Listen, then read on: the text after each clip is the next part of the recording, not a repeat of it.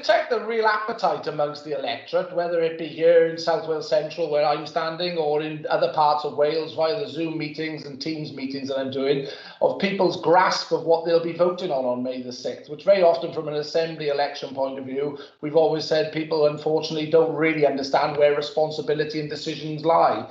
But ultimately, the pandemic has driven home to many people across the length and breadth of Wales that this is an election not to sit out.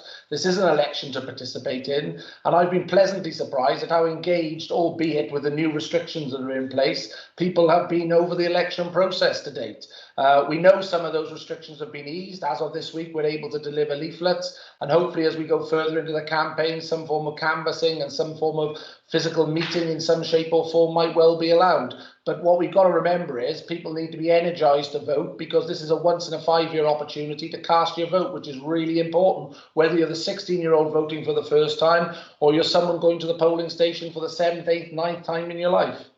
What do you think will be the key issues that will win at the polls today? That will win at the polls, rather. Well, I think what people want is an optimistic vision for where we can take the country, and hope coming out of this pandemic that ultimately on May the 7th things will change and it won't be business as usual. We've had one party which has been in government propped up by the other parties for 21, 22 years for the entire time of devolution. We can't carry on doing what we've done all the time and get the same results. We have got to turn the page. It is about revolutionising the economy in Wales, so it is fairer and paying decent wages wherever you live in Wales. The environment is protected going forward and we meet our climate change objectives, which we all want to see, about getting the 1 in 5 people off waiting time so that they can get that appointment at the hospital or the GP practice, and giving a first-class education to our children wherever they live, and students going through vocational academic courses in every part of Wales. Every party is going to have a COVID recovery plan. What's yours? Well, the important thing is to make sure that we get the economy back up and running and open and creating jobs that pay wages that go to pay the rent, the mortgage, put food on the table. And regrettably, we know that Wales at the moment has the lowest take-home pay of any part of the United Kingdom. When devolution started in 1999, a Scottish worker and a Welsh worker took home the same wage. Today, there's a £55 difference in favour of a Scottish worker per week taking home more money. Could you imagine the difference if you had a government in Cardiff Bay that could revolutionise the Welsh economy, to put that money directly into pockets, purses and wallets, the length and breadth of Wales, what that would do for local communities and spending power here in Wales? Could you imagine if we had a government in Cardiff Bay that actually was interested in tackling the waiting time backlog that sees 1 in 5 people in Wales, that's over 20% of the population, on an NHS waiting time?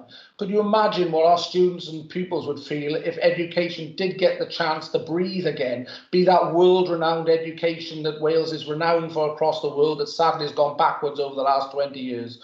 And we can't afford another generation to be lost. To be the exemplar in green policies, so make sure we revolutionise our economy so that it is a green exemplar that other countries in the world look to, and we create green energy jobs and green jobs, the length and breadth of Wales, that show that Wales is that innovative, dynamic country that we know it can be with new leadership. Touching on climate change, are you going to commit to net zero target by 2050? That is our commitment. Obviously, working with our colleagues in Westminster, we've been the champions of the net zero goal for 2050. We want to make sure we take fossil fuels out of the transport system by 2030, 35. And we want to revolutionise our transport network here in Wales that create those green jobs by revolutionising the electric charging points and hydrogen options that might be available to transport those, to power those transport options of the future. Because it is an exciting time to be in politics. It's an exciting time to be in life here in Wales today. I know the COVID crisis has dampened expectations and put families and communities through some brutal times, but the sun is rising. We've got a great opportunity to change the narrative, not continue with the same old policies that 21 years of Labour have delivered in the first 21 years of devolution, but turn that page. Turn that page for every man, woman and child in Wales and make the difference come May the 7th with new leadership. 1 in 4 people in Wales are living in poverty. Would you make tackling inequality a priority?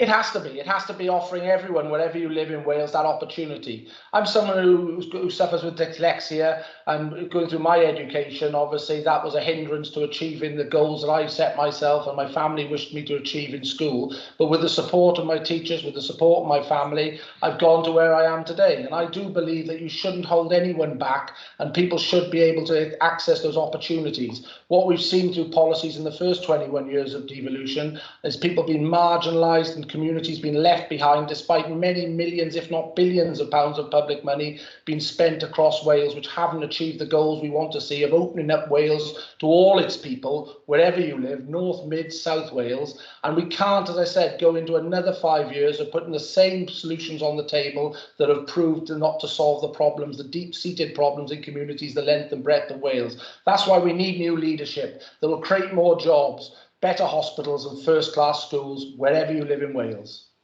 Around 100 Senedd candidates have signed up to back a pilot of the universal basic income. Are you prepared to put your name on the paper?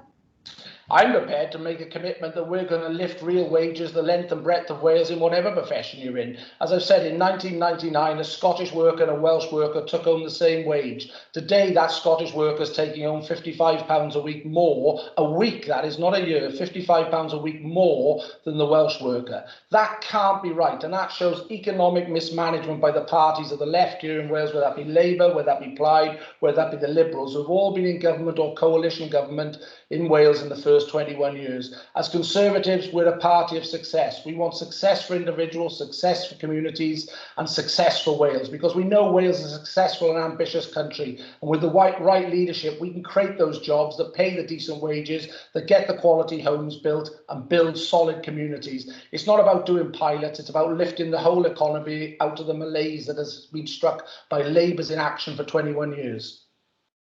Wales is always pushing for more investment in terms of infrastructure. We were sadly let down between the Cardiff to Swansea electrification programme. Would you push for investment in that? I think transport's going to be a massive opportunity to revolutionise the economy here in Wales, whether that be the metro system, whether that be electrification, whether it be the defossilisation of our transport system, taking petrol and diesel engines out of production, which obviously many manufacturers are committed to do over the next decade, and the government has set, the Westminster government has set this deadline. We're fully committed to making sure that we hit our net zero targets by 2050. That's why we believe Wales should be at the forefront of the green revolution that does that for transport projects. Road building isn't a dirty word. Road building is an opportunity to open up communities to economic development. And as we're defossilisation of the transport system, actually we're making a green transport system here in Wales, and we want to invest in those infrastructure projects that open up Wales and give those transport options that leave people in communities to build businesses and build opportunities for prosperity, rather than leaving Wales or leaving communities and finding other jobs in other locations. That's not the way to build a sustainable economy. Job creation is at the heart of every manifesto. Where do you see the key drivers are? Who should you be targeting?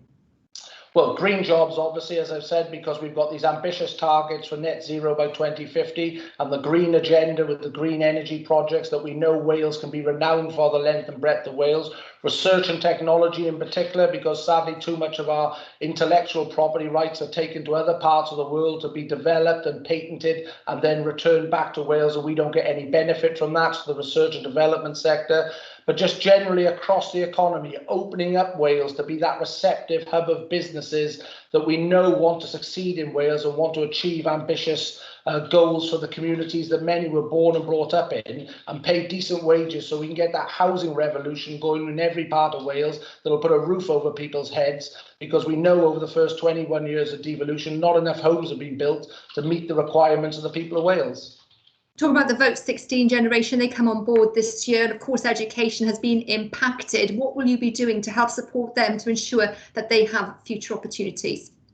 I think it's really important that whether people are going for vocational courses or academic courses, they're supported in the career advice that they get at school. The schools know that when money is allocated to education, it hits the classroom and doesn't get tied up in administrative blocks that ultimately don't give students quality education, the length and breadth of Wales. I've talked in my earlier answer about developing our research hubs in our universities to make sure that students feel that they can have the best facilities possible whenever they study in Wales. and making sure that we have an economy that can offer students at the end of their education those quality jobs that build an economy for everyone in Wales, rather than people having to look outside Wales, those employment opportunities. But because what's overriding every time I speak to 16, 17, 18-year-olds is the environment, our commitment on the environment and climate change is second to none. And we've proven in government in Westminster we deliver on our commitments, and we deliver on our commitments when it comes to the environment and climate change for 16, 17, 18-year-olds, indeed the whole population, if they give us their confidence on May the 7th.